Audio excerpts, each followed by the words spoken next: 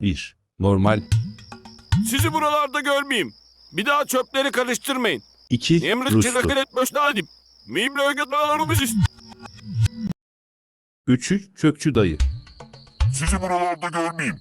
Bir daha çöpleri karıştırmayın. 4. Çöpçü kız. Sizi buralarda görmeyeyim. Bir daha çöpleri karıştırmayın. 5. Telefon.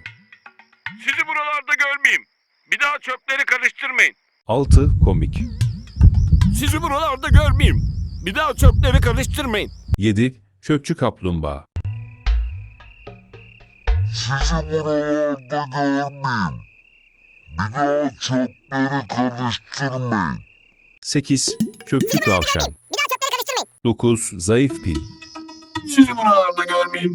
Bir daha çöpleri karıştırmayın. 10. Çöp ruhu.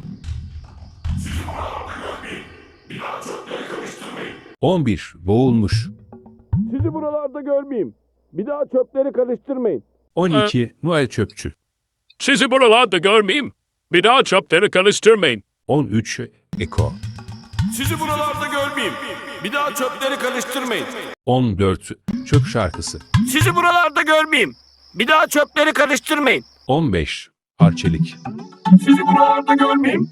Bir daha çöpleri karıştırmayın. 16. Yoruma siz bırakın. Sizi buralarda görmeyeyim. Bir daha çöpleri karıştırmayın. Beğendiysen videoyu atıp abone ol.